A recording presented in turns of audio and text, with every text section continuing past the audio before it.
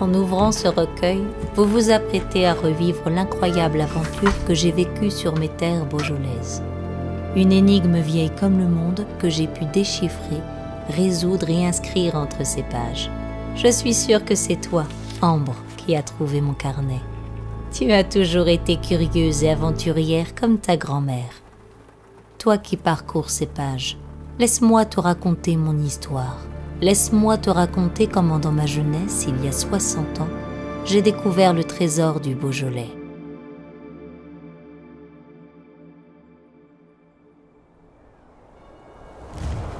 Ça y est, depuis hier, je suis officiellement diplômée ingénieure en géologie. Et pour ma toute première mission sur le terrain, je vais me rendre au cœur du Beaujolais, à Villefranche-sur-Saône.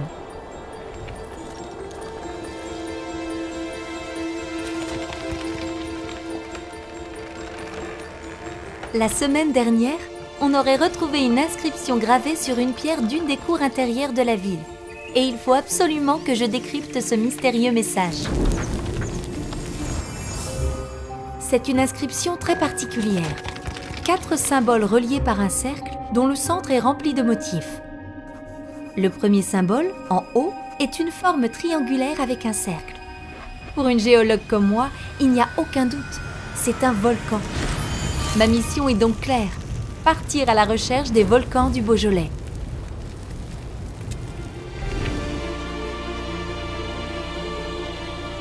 Le mont Brouilly. C'est ici que je trouverai la trace historique des volcans puisqu'aujourd'hui, bien sûr, ils ont disparu. Il faut remonter près de 400 millions d'années pour les retrouver. À ce moment-là, le Beaujolais connaît une phase de subduction, c'est-à-dire une confrontation violente entre 2 plaques tectoniques.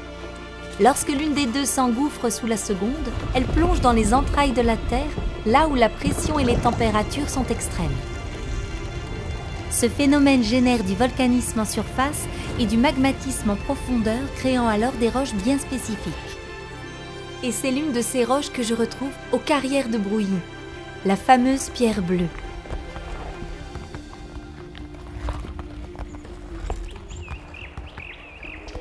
Pour compléter mes recherches sur le premier symbole, je me rends à la roche d'Ajou. Ici, environ 50 millions d'années plus tard, c'est un volcanisme cette fois explosif qui produira du tuf volcanique, composante principale de ce géosite du Haut-Beaujolais.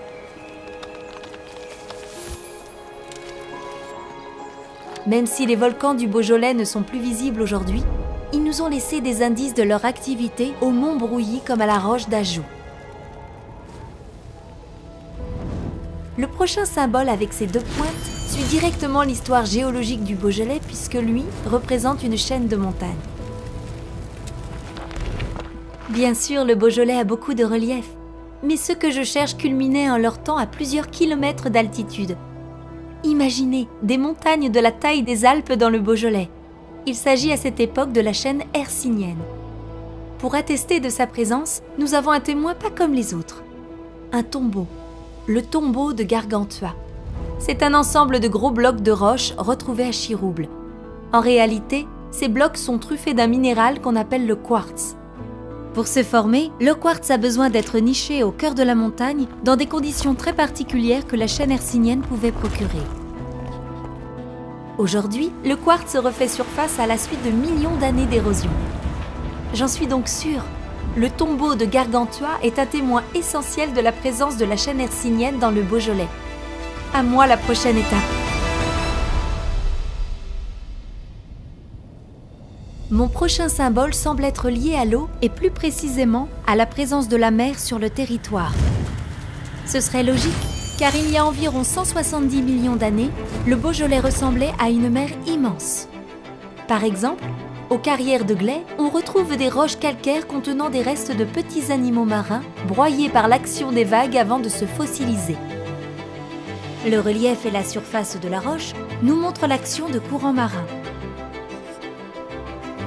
Le Beaujolais est par endroits et par moments passé de quelques centimètres de profondeur à quelques centaines de mètres. Au même titre que les volcans et les montagnes, l'eau a bel et bien joué un rôle fondamental dans la transformation de nos terres.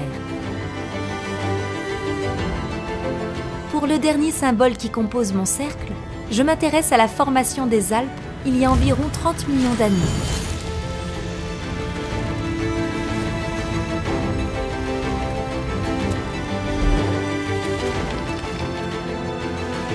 Les plaques tectoniques qui formeront bientôt les Alpes se heurtent et commencent à s'élever l'une contre l'autre.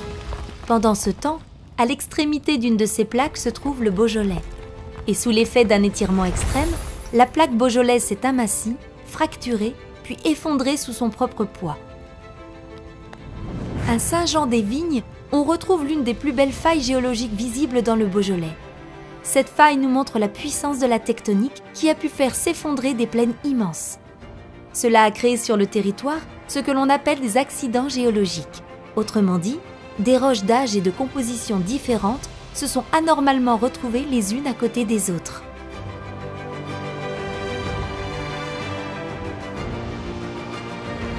Ça y est, j'ai réussi à déchiffrer les 4 symboles qui forment le cercle.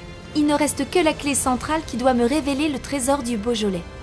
Si je résume, j'ai découvert successivement les activités volcaniques du Beaujolais, sa période montagneuse avec la chaîne hercynienne, la présence de la mer et finalement les failles et l'effondrement des plaines.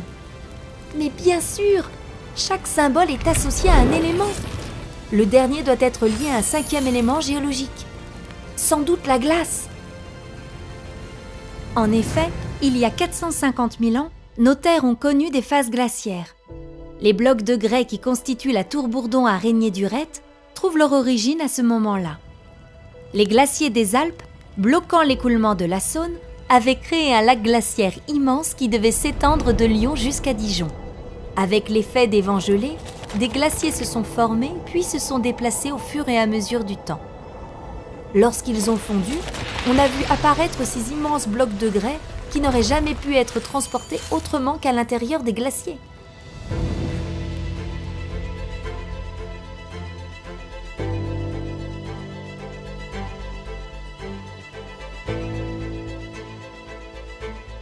Mais alors ça y est, j'ai terminé. Je comprends enfin. Depuis le début, j'étais à la recherche d'un trésor. J'imaginais un coffre plein d'or ou une roche truffée de diamants. Mais non, je le comprends maintenant. Il n'y a pas de trésor dans le Beaujolais. Le trésor, c'est le Beaujolais. Sa diversité, son histoire. Depuis les temps volcaniques jusqu'au temps glaciaire, en passant par la montagne et la mer, le Beaujolais renferme une histoire géologique inattendue et que l'on ne saurait appréhender d'un seul coup d'œil. Les cercles et les liants de notre inscription symbolisent quant à eux cette symbiose avec laquelle tous les éléments de notre territoire vivent ensemble. Parce que c'est ça le Beaujolais, des paysages, des histoires, des vins, des hommes et des femmes qui découvrent et redécouvrent chaque jour ce lieu si particulier qui recèle des milliers de secrets et qui nous en cache encore des milliers d'autres. Le Beaujolais est un trésor caché, attendant d'être exploré par ceux qui sauront lui accorder l'attention qu'il mérite. Ce privilège d'être exploré par toutes les générations, petits et grands, au travers d'excursions, de visites, de randonnées et tant d'autres activités qui rendent notre territoire unique.